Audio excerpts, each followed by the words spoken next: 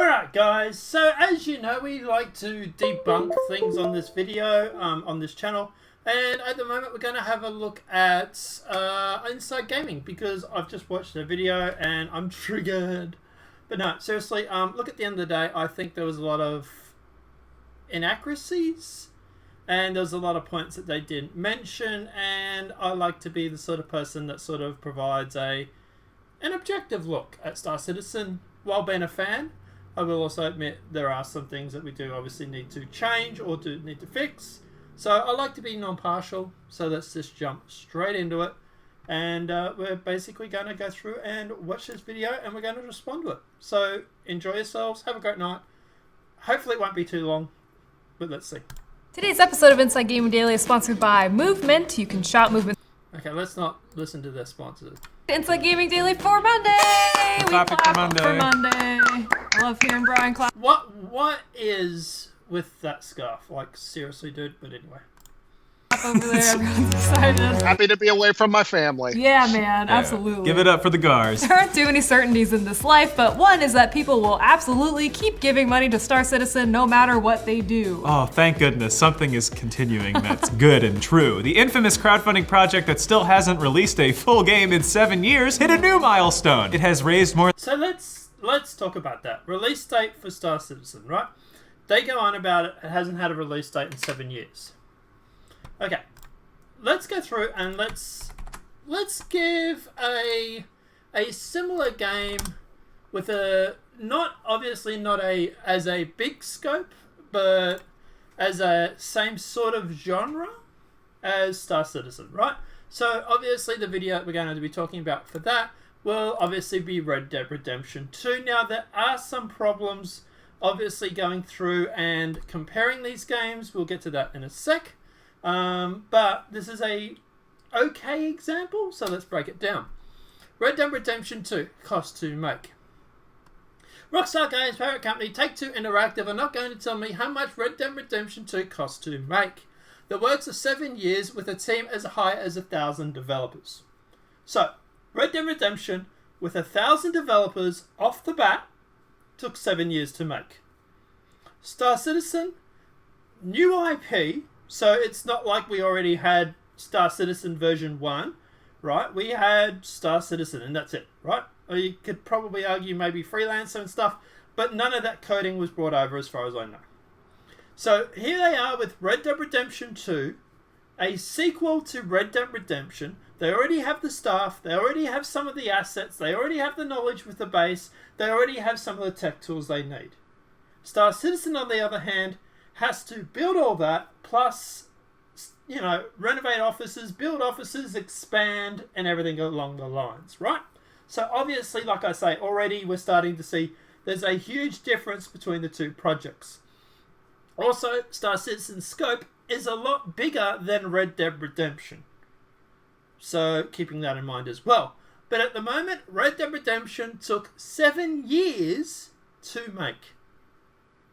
Right? Star Citizen has been in development for 7 years. Red Dead Redemption had 1,000 staff off the bat, ready to go. Star Citizen had 5. But anyway, let's keep going. So it says as high as 1,000 developers, right? Say they had 500. It's still more than 5, right? But anyway.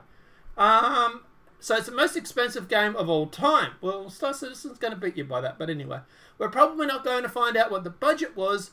But indulge me, if you will. Rockstar tells me how much it cost to make. With simplified things, I will notify you. Take-Two reports earning on November 7, but they were not likely to address this. We'll only have a few tidbits of information from Rockstar, blah, blah, blah, blah, blah. Right,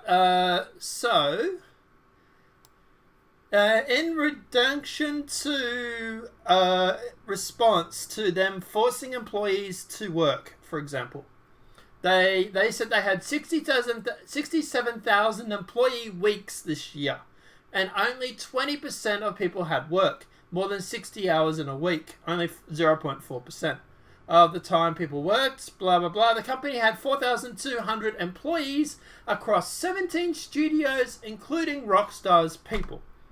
So when people go on about Star Citizen, for example, going through and having all these people to work for them, here's Red Dead with having over 4,200 people across 17 studios.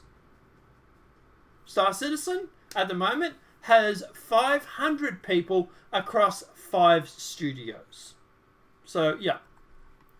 If those numbers are grounded in reality, then we can take a stab at the figure of how much it would cost to make the game, if only for the fun of it.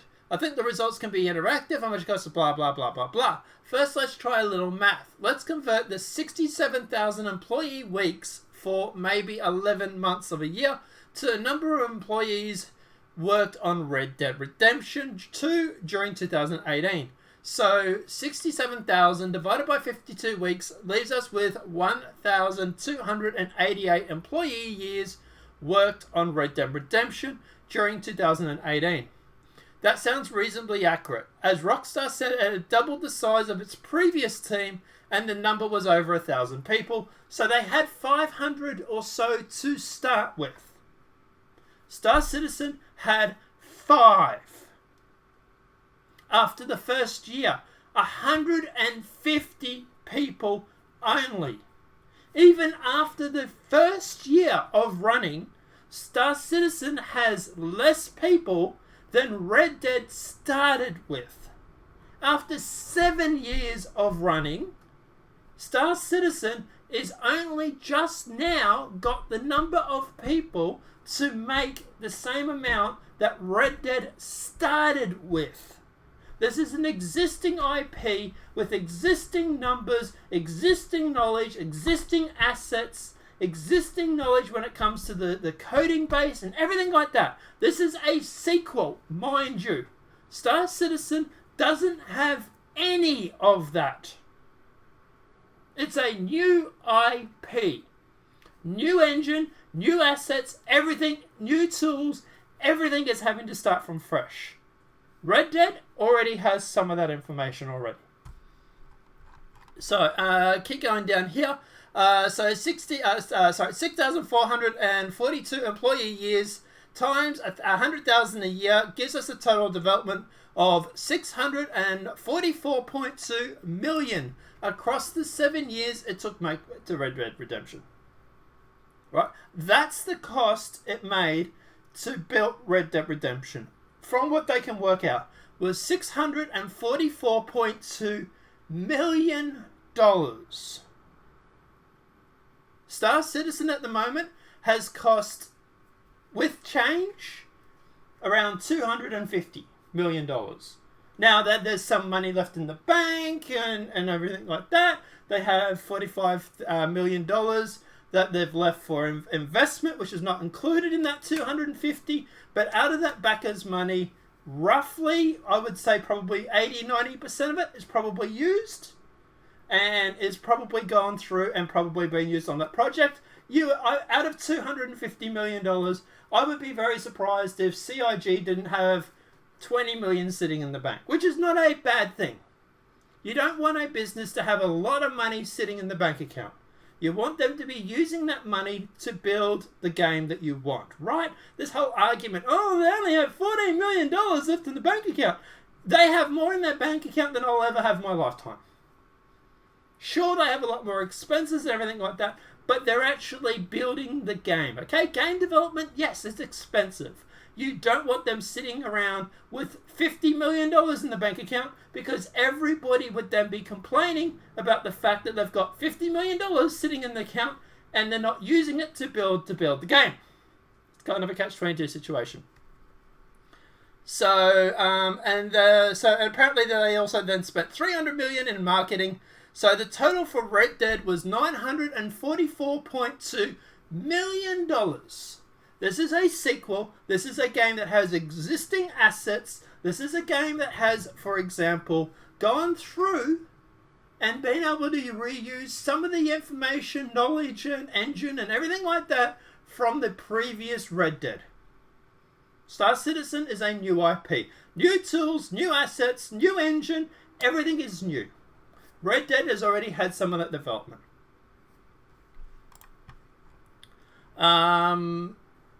But yeah, that gives you an idea of Red Dead 2, for example, right? By the way, that game doesn't have the scope that Star Citizen does.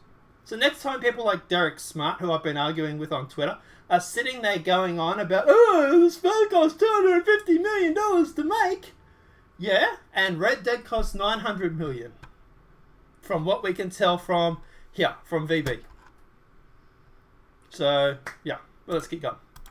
Than $250 million from nearly 2.5 million backers. What the hell, guys? You almost cursed me. I did and almost I appreciate curse. that about you. Actually, Connor, it's now up to $251 million. It can't be stopped. I don't understand. We're going to the moon! Is the moon in Star Citizen? Have they patched Yeah, there's about 9 moons, actually. Have been for quite a while. that in yet? I doubt it. So why has this game, which has failed to deliver for years, been so wildly successful at getting money from the fan base? Right, guys? Because it's still in development. And not only is it still in development, it is something that you can actually play at the moment. Especially now. It's Free Fly Week. If you guys want to jump in and play Star Citizen and ignore all this shit that gets thrown at it and actually test the game for yourselves, it's a Free Fly Week. Meaning you can go through, make a count, jump into the game, fly it for a week, up until the 5th of December, so a few more days left, and actually play the game for free. No cost involved whatsoever. Well, we have a few theories that we'd like to get into, but first, let's do a quick rundown of the fascinating history leading up to this point. Now, if you haven't been paying attention, over the last 7 years, Star Citizen, it started in 2012, at least the crowdfunding campaign did, as a project to make a super immersive space simulation / combat game, and a legendary developer running the show, and players really jumped on board to support it. Yeah, the scope of the project was huge, with a ton of star systems to explore on your very own ship, across a level of depth and quality that had never been seen before. Its Kickstarter... That in fact is entirely true, and is still true to this day. Star Citizen still has the scope that most games only dream about. And to be honest, that's why I think it cops a lot of flack. Is because a lot of other developers out there have realized that Star Citizen makes them look bad. You compare Star Citizen to Call of Duty, for example. Not slinging on Call of Duty, but at the end of the day, Call of Duty is a cookie-cutter game. Every year or 3 years or whatever it may be, they come out with some new story, but nothing really changes. This year, name 5 major changes this year compared to last year or the previous game.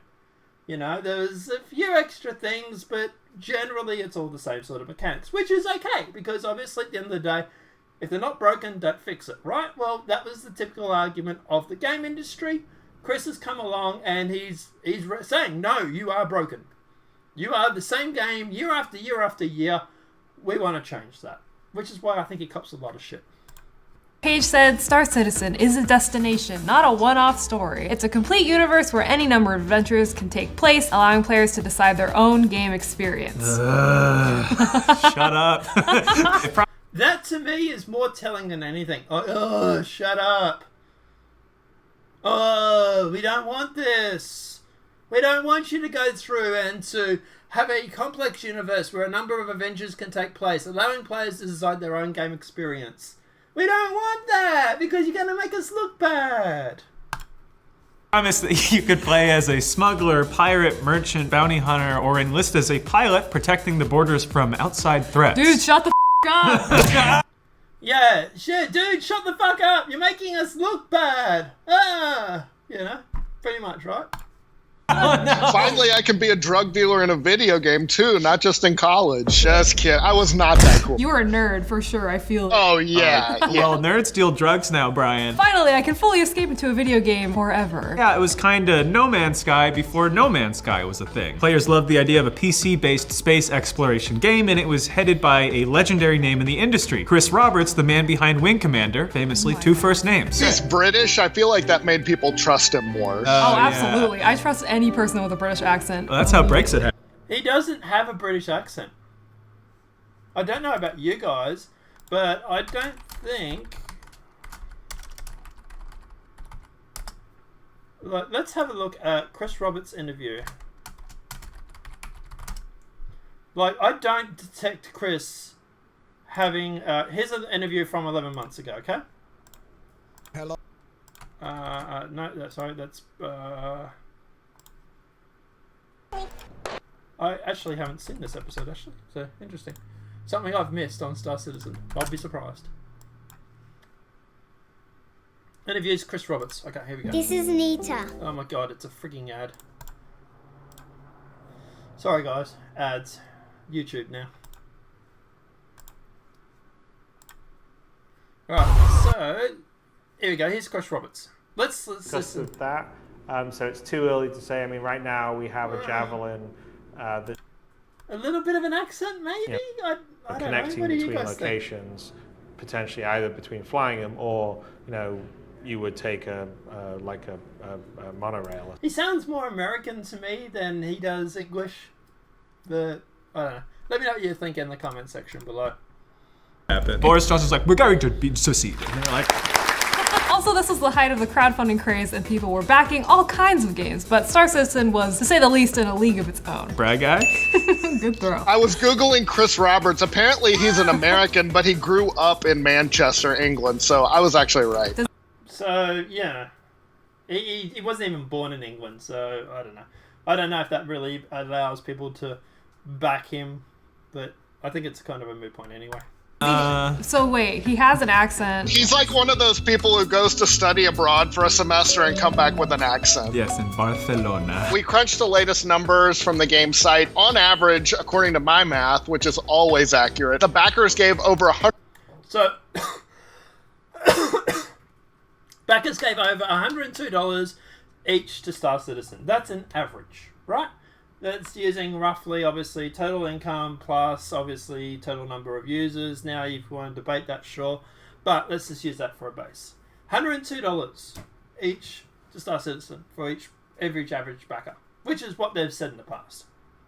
It's not a lot. You guys go on about all these people that throw all this money at Star Citizen, right? You know, everybody's throwing money at Star Citizen. Yet the average is only $102.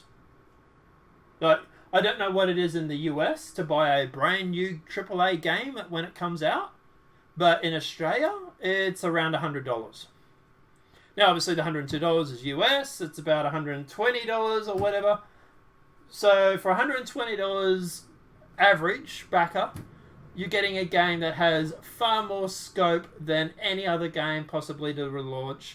Better graphics, better fun, and is going to come out hopefully not broken or busted, like Anthem was. Comparing Anthem, for example, would cost me $99 in Australia, compared to $120 Australian for US for Star Citizen. What do you guys think is a better deal? I'm having more fun playing Star Citizen than I am playing Anthem right now. Work that one out. 102 Actually, I cancelled Anthem because I played the beta and I was like, no, this game sucks. $2 each to the game. That's money they could be spending on drugs. I thought nerds did drugs now, you guys. 2012 was... Yes, guys, don't spend $100 on Star Citizen. Go and spend it on drugs. And once you've finished that and you've smoked it all away, you'll have absolutely nothing to do with it.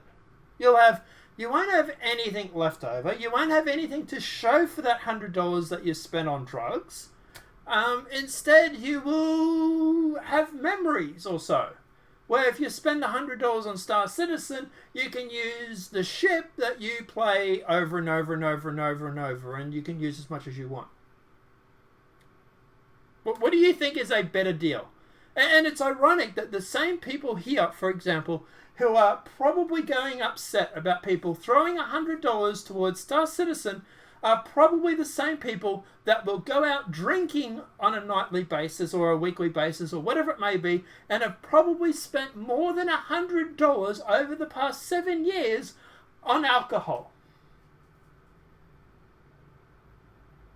Probably not her because she probably gets bought a lot of drinks. But him, he's probably brought her a fair few drinks trying to get in her pants. And at the end of the day, I would say he's probably spent more than $100 over the past 7 years. But hey, don't support Star Citizen. You'll only have things... You can only have a game that you'll keep playing. Instead, go and do drugs or go and spend money on alcohol and have kidney disease or something like that. Look, I'm not knocking people that go and do drugs or go and do drinking or whatever it may be. Your money, do whatever you want with it. But I find it really, really weird that people that will go through and vilify someone for doing something when they're literally wasting the money on other things. Like I say, your money, wasted on whatever you want. But you're also lecturing other people on what they should be doing with their own money? It's like, kind of rich, really. A different time. It was the teens, you know? I don't know. Usher was big, right? Developer Cloud Imperium Games has also raised another $46 million in private investment, which means it's awfully close to raising $300 million. That's already enough to make some of the most expensive video games of all time, like Grand Theft Auto 5 is a fifth game. Well, actually, I think there's been more than 5. But anyway, Grand Theft Auto 5 is a sequel to existing games. They have a lot of assets. They have a lot of people already in the studio. They already have a lot of acknowledged tools and everything like that. By Grand Theft Auto 5, you would hope that they could make the game for a lot cheaper than what Star Citizen has had to do it, right? Because Star Citizen has had to go through and obviously build a lot of assets. They've had to build a lot of tools, development knowledge. They've had to build their worker base. Like, it's not really a fair comparison, which is also why when I say, for example, Red Dead is not a fair comparison. But even that said, makes you wonder why they used Grand Theft Auto 5 instead of Red Dead Redemption 2. For example, here, when they went through and calculated that it was $900 and something million. Where was it? Yeah, 44.2 million. Well, it makes you wonder why they're using Grand Theft Auto as an example and not Red Dead, right? Maybe because it kind of debunks their point. But, keep going. Theft Auto 5, a game that exists and was made. It's $5 on Black Friday, probably. Yeah, needless to say, Star Citizen is the biggest crowdfunding venture ever. Not just video games, of anything, which blows my mind. It's I don't so even know what to stupid. say. Back then, they estimated. Yes, it's so stupid. Stop spending your money on this game. It's going to ruin the rest of the games for us because they're all just cookie cutter games. Stop doing it. You're ruining the gaming industry. That the release date would be in 2014, and then the delays started, followed by more and more and more, and here we are today. So what's going on? As for that 2014 release date, here's the thing that they don't tell you. Chris Roberts actually went through and asked people, do you want us to make the game that we promised you, or do you want us to increase the scope? There was a poll that was ran on Spectrum, which is the RSI website, the Star Citizen website, official website. Spectrum is like the community post. And I think it was like something ridiculous, like 85% of people, whatever, it was overwhelming majority said improve the scope.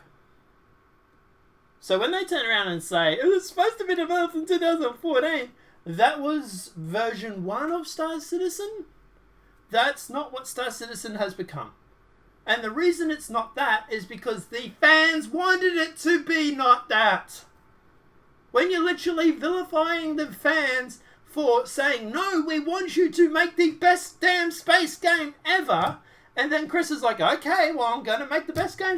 And then you're literally like, but he's making the best space game ever. It's like, yeah, because we told him to. That was the point. 85 or 80 or whatever percentage it was on Spectrum said, yes, expand the scope. We will support this project. And they have, for the most part. And the only reason why people like this are going through and actually making videos about it now is because it's trending, because it's popular. It's the same reason why the BBC is going through and doing a video on Star Citizen in literally just over a week. But don't worry, we're going to do a response video to that when it comes out too. We'll see what it's like. But at the end of the day, it's like, yes, because the fans wanted them to. But, keep going. On now, Brian. Okay. So as far as what they've actually released after 7 years, first off, the game actually split into 2 games. There's a single player called Squadron 42. That had some big names like Mark Hamill, Gillian Anderson, Gary Oldman, and others. We got a sweet looking trailer for Squadron 42 a year ago, but it's not expected to go into beta until sometime next year. Next year being 2014? 2020, depending on when this airs. Oh, sorry, my bad. Still thinking about Usher. So there's nothing yet, but there is somewhat of a playable version of the second game, which is an MMO that's known as a persistent universe. The team recently put out its so-called Alpha 3.7 update, which added things like cave systems on planets. You remind me of a cave system that I once knew. What's happening? That's a good Usher reference. That's Usher. That's the show. I was inquiring. Okay, it didn't just put out caves, for example, but 3.7 also put out a lot of bug fixes. Look, if you want to check the roadmap on Star Citizen, it tells you exactly what was put out in 3.7. There was FPS mining, there was an inventory system for commodities, there was a new flight mechanic, there was a whole bunch of new stuff that was put out. And 3.8 is coming out literally a couple of weeks from now, we suspect. And that's going to bring in a whole new planet, moons. I think the moons are on there. A whole bunch of other stuff. Object container streaming for server side. The roadmap tells you exactly what's coming out for Star Citizen, which, by the way, Star Citizen has been extremely upfront about. Here's what's coming out in the next 3, 6, 12 months.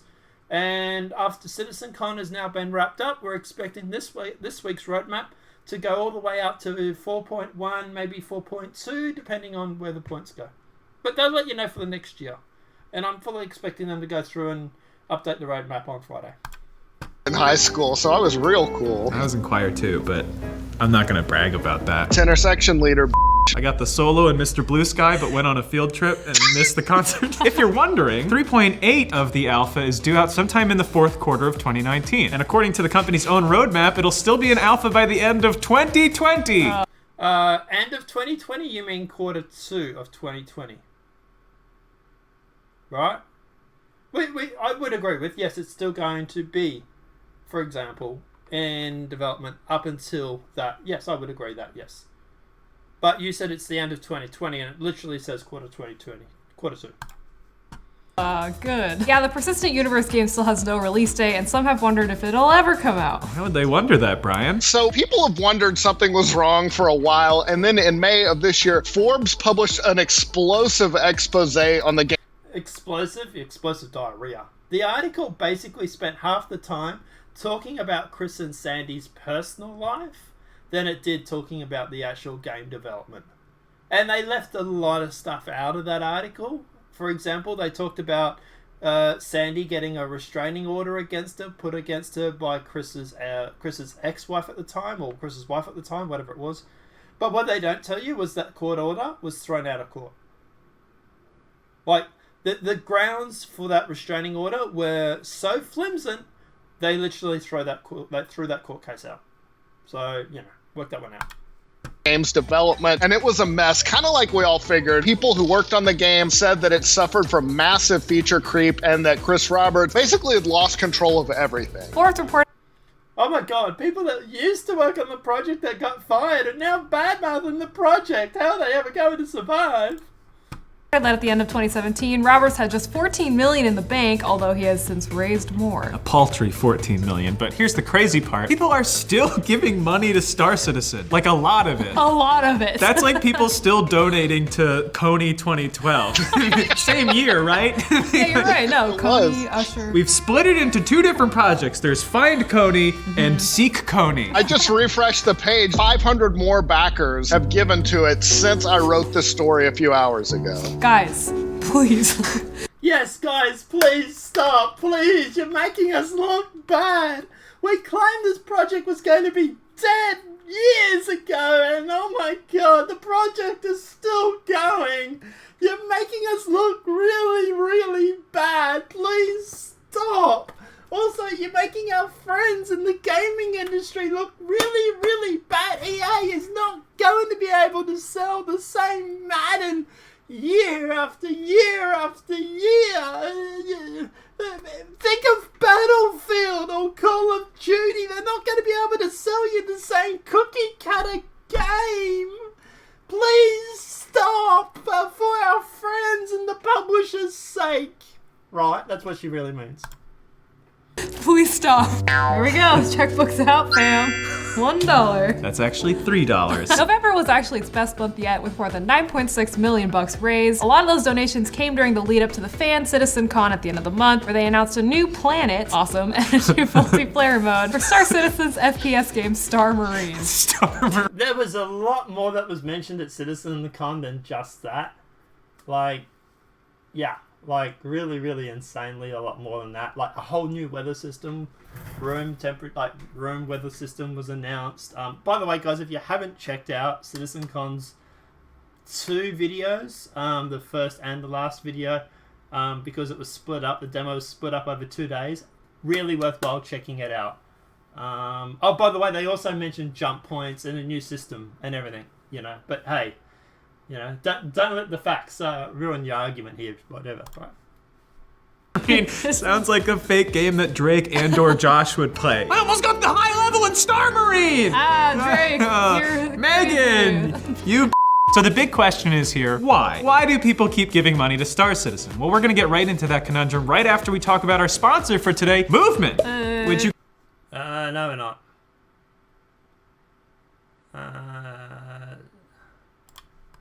Me a Movement watch. So back to our question of the day. What is prompting people to throw money at this proverbial trash fire? Well, the easy answer is that people really, really want to support this kind of genre on PC. Star Citizen has always advertised itself as being proudly on the PC in the tradition of space exploration games like Wing Commander. Oh, made by Chris Roberts. Wow, are we shilling for Chris Roberts? Oh no, today's episode is brought to you by Chris Roberts. Obviously, they tapped into a deep hunger by the PC player base to support this kind of game, and probably a deep hunger for escapism as well. The game is touted to become this amazing real-life space sim, the likes of which have never been seen. What could be more attractive to a gamer willing to spend wads of cash to live another life between shifts at fill in the blank? Insert fast food restaurant here. Circuit City. I've lived... And they're actually right. Full credit for them for actually getting it right. This is the reason why Star Citizen is backed the way that it is. It's because at the end of the day, Chris is doing something that no other project has ever done. The immersion in Star Citizen is insane. I've literally said that when this game is finished, if you can hook me up to a VR machine, I will happily live in Star Citizen universe. And at the moment, that's basically what it is we can't go and fly into planetary at the moment, right? We don't have the tech to do it. People like me will probably never, ever be able to explore other worlds. But we can do it in Star Citizen. We can become space pirates. We can quantum jump to a different system and fight an alien race. That is never going to happen in our lifetime, which is kind of sad. But anyway.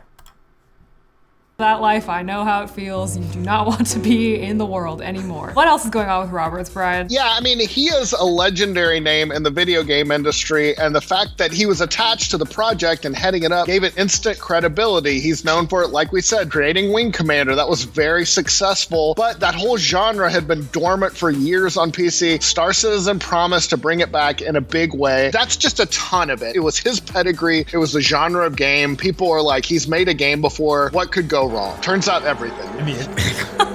I would say not everything, actually. I would say, look, people ask me, am I upset that I back Star Citizen to the amount that I have, which is only like $700 or something US? No, not really. There is probably one more ship that I want to buy, 1 or 2 more ships that I want to buy. I will probably tap out at probably just under $1,000, and if I get 5 or 10 years out of this game, that's well worth it. That would be at the moment I'm $700 something or thereabouts, right? Okay, and I've been supporting the project for 2 years, and a lot of that was brought in the first year. This year I've only spent like $100, and which is probably what I'm going to spend, right? Every year, probably at the most. Maybe the Mercury Star Runner. Oof. But anyway, but what I was going to say was, yeah, so I spend about $100 a year, which is roughly what I spend on a brand new game. So for every year, I spend the same amount on Star Citizen that I spend on a brand new game. And that's it. And for the most part, most games I play, I find boring. I've played Space Engineers. I've been streaming that on Twitch. Link to Twitch channel on the side there. I find it okay, but it's nowhere near as important as much fun as Star Citizen. I've played, Imperium Galactic Survival. Kind of got sick of that after a couple of days. I've played No Man's Sky. Got sick of that after a couple of days. In fact, if I could take the money back that I brought on all those 3 games and put it into Star Citizen, I'd probably have a lot more fun. And for a lot longer, that's for sure. So, I really don't have a problem with what I've spent on Star Citizen. And like I say, if I get 5 or 10 years out of playing this game, shit, I'm going to be happy. I have played Anthem far less. I would have played Anthem far less than what I would have spent on it. Like Star Citizen, for example, right? Sure, $700 and probably spent hundreds, if not thousands of hours playing it. Anthem, I would have spent $60 US and probably would have played it for a day or 2. You tell me, what do you think is more worth more money? But anyway. We all saw it coming. Chris. Chris, come on, man. Chris with the You're right there. Oh, and $4. you just pick that up, and you have to pick it up again. Again, though, this is all 7 years ago. Why the hell are people still buying into this vision? There might also be something else going on here. It's called the sunk cost fallacy. Now, interesting they mention this because it's kind of a talking point from Derek Smart. And when you go through and you start watching this, you start wondering where they got a lot of their research from. It makes you wonder, doesn't it? Makes you wonder if they might have been talking or listening to Derek Smart lately. Because he's the one that goes on about sunk cost fallacy. By the way, sunk cost fallacy is literally that. It's a fallacy. I was in a relationship for 5 years. It did not stop me and my partner from splitting up. I was in another relationship for another 4 years. It did not stop me and my partner from splitting up. I have known people that have been in relationships for 20 years. It does not stop them from splitting up. Okay? This whole sunk cost fallacy is literally that. It is a fallacy. It is not real. If people, and by the way, we have people in Star Citizen who have gone up and left the project and got upset with the project. And there's a whole subreddit for Star Citizen refunds, for example. It's a salt mine. But they prove that you can actually leave a project if you no longer support it. So, but anyway.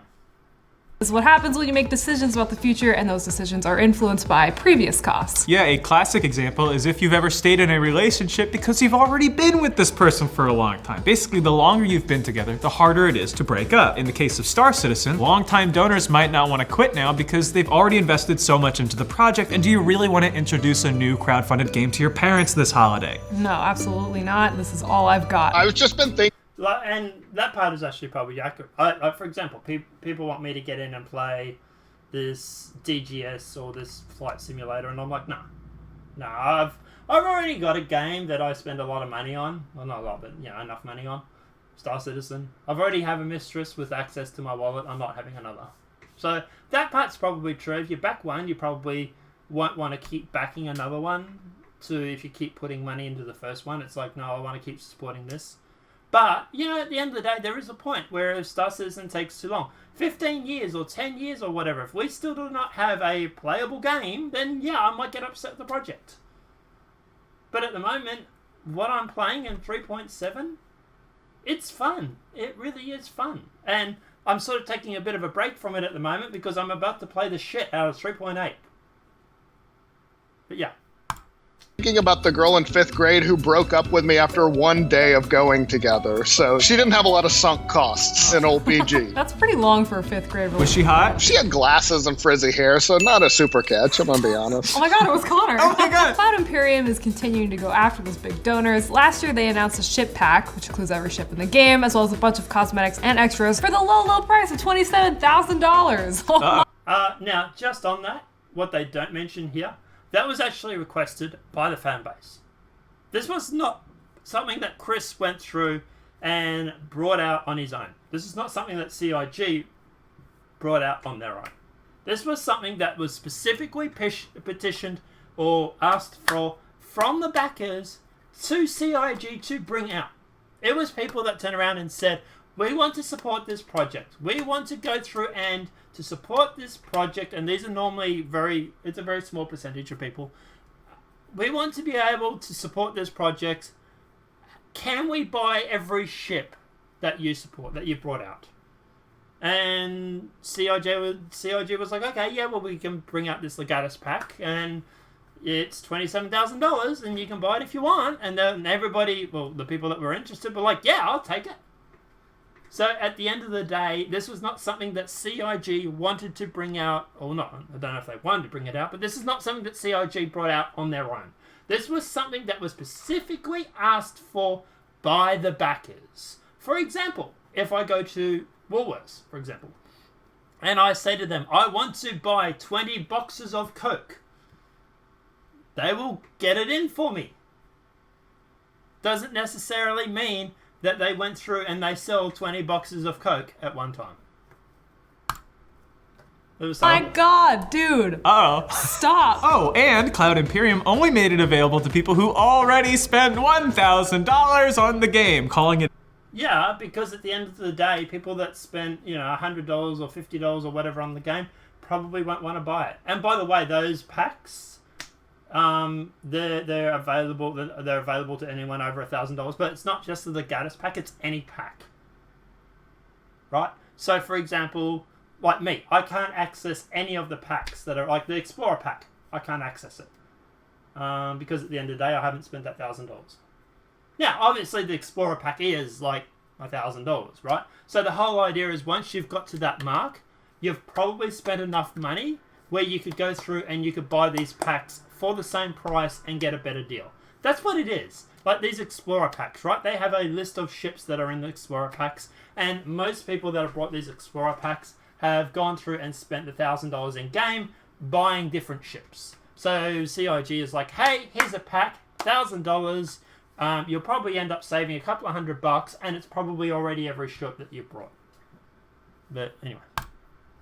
The game is a strong word. Stop. Brian, is there anything to balance out this ridiculous rundown we're doing right now? To be fair, some backers have lost patience with the game. There was a famous case 2 years ago. A dude who had spent nearly $4,500 on the game sued the developer in small claims court, saying he'd become disillusioned with the delays and the broken promises, but that claim was denied. Another back. By the way, if that's the same person that I'm thinking it is, and I think I know this backer, he actually... I think he actually got his money back. So there was a backer that you keep hearing about that actually went through and took him to claims to court to get the information. I've actually spoken to him. He actually got a refund and then actually went through and rebacked the game again. So, yeah, he still plays the game, by the way, but, regardless. Named Zeraphil posted their experience on Reddit. They wrote that they played Star Citizen recently to see how it was progressing. Probably well, right? We all think so, but it didn't sound too great. Surprise, surprise. No. Zeraphil wrote that it took me an absurd amount of time to even get into orbit. They're really going for the sim part in here as far as time consumed to get anything done. We're going for the... That's interesting. It took an absurd amount of time to get into orbit. Now, if you're spawning at ArcCorp or Hurston, maybe I could see that. But if you're spawning at Port Alizar, you're literally in orbit. You spawn your ship, you walk outside, you're actually in the deck, or you're on the deck of Port Alizar in orbit. It takes you literally less than 5 minutes. Now, it depends on where you spawn. If you're spawning at ArcCorp, for example, which they've set everybody's spawn point to at the moment, because of, obviously, the expo that's happening right there at the moment, then yeah, it can take you 5 or 10 minutes to get into orbit. But hey, guess what? You go through, you land at Port Alizar, your spawn point will be Port Alizar, and you can be literally back outside and back into orbit in less than a minute. So, I don't understand this argument, but... The sim part here is in life sucks, and a simulation of life should also suck.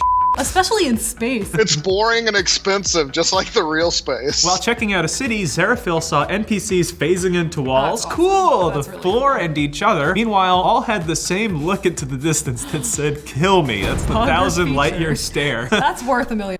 At the end of the day, I don't know how you say NPCs walk around with a "kill me" expression, but anyway.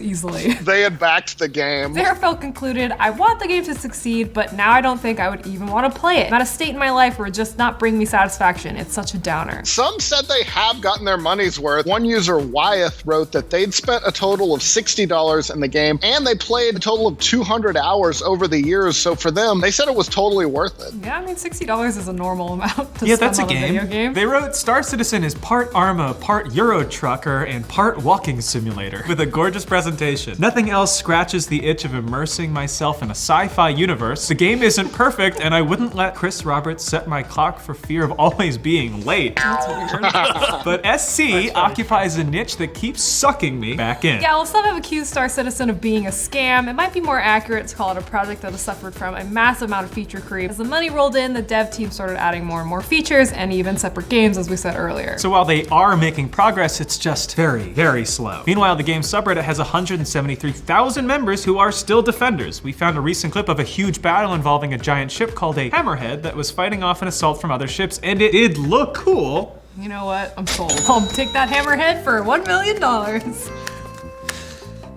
Please throw the money. So despite all the vaporware jokes, which we also enjoy making, there is something there, but the question is, how long will Star Citizen take to finally release? Brian, any thoughts on that? I don't know. I mean, another 7 years? That does sound plausible, but at what point will even its most dedicated backers just lose patience? I don't know how they get the whole 7 years to come out. Look, to be honest, what's my realistic time frame for Star Citizen?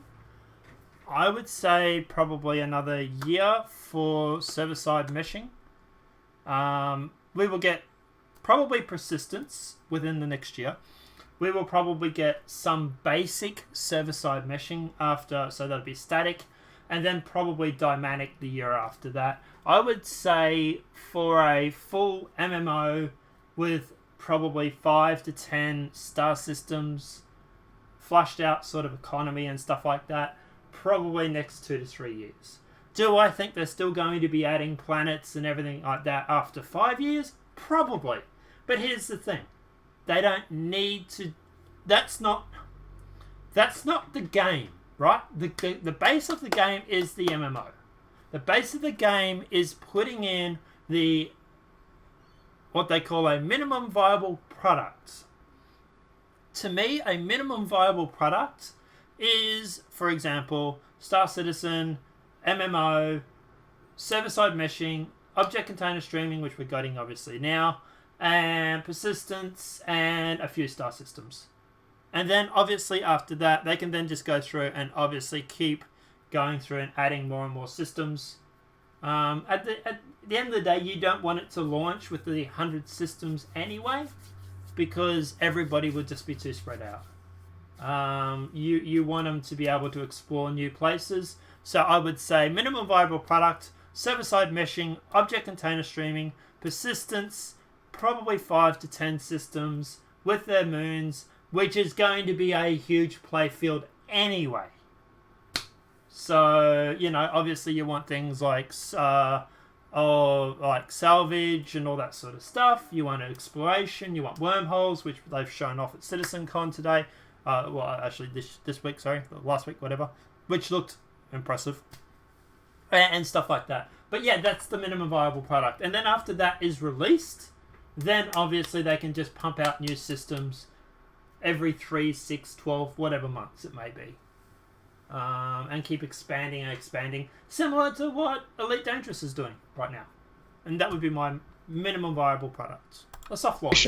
I mean, if you're willing to spend that much money on this game, I don't know. I would just be refreshing constantly for the past 7 years. Yeah. Is it released? Is it released? Is it released? That just shows you're impatient.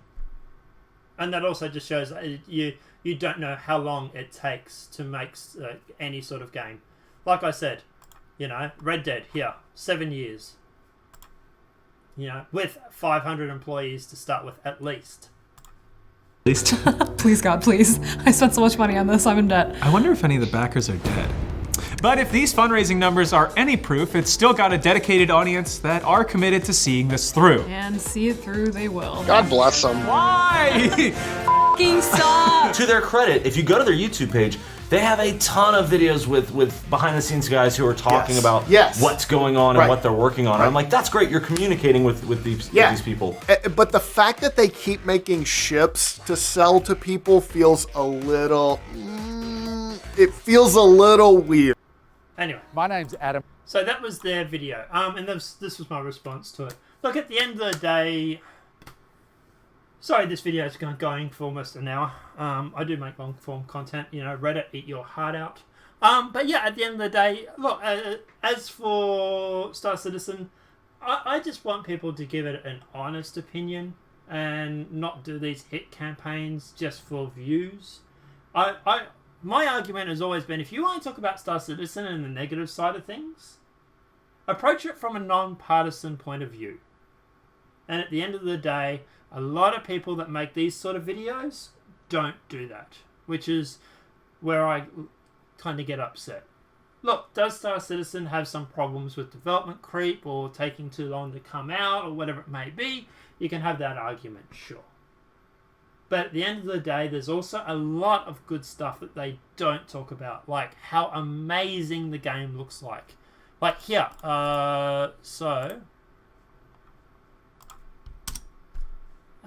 Today's episode of Inside. So here, for example, right, they're going through, like here, and they're showing you the game here. But that's game footage. That's not trailer. That's game footage. You know, or here, for example, right, when they're going through and this is game footage. This isn't trailer. This is game footage. You know, or when there was the bike going over yellow, for example. You know, that's probably... that's in-game, but, you know, still. But, you know, at the end of the day, they don't talk about how amazing it looks. And that's where I sort of have a bit of a problem. Is you're only focusing on one side of it to a certain point. You're not going through and talking about... Yeah. You're not talking about the good side of it either. And, like, to check the comments, for example, Friendship ended with Anthem. Now Star Citizen's my best friend. I have to give that guy a like. But yeah, by the time Star Citizen will be actually inhabiting planets in real life. Not really, anyway. I like Elite Dangerous. Alright, good wallpaper generator. Star Citizen is actually sham for somehow. So is actually Shimu for somehow. I don't know. Nerds need to sell dry now. Yeah. Star Citizen had a free fly recently. Dipped my toe in and it was beautiful. Yeah, it was. Yeah, it is. Totally brutally difficult to fully get into. I ended up playing only for a few hours and can totally see a game people love. But it wasn't for me, not at least yet. That's fine. At least you tried it, man. At least you went through and actually tried the game. I love it when they let Bryson's Orthro form host with Autumn. Or whatever. Can't wait to tell my kids to pre-order this game. Oh, that's funny. When this game comes out, someone died in 2017.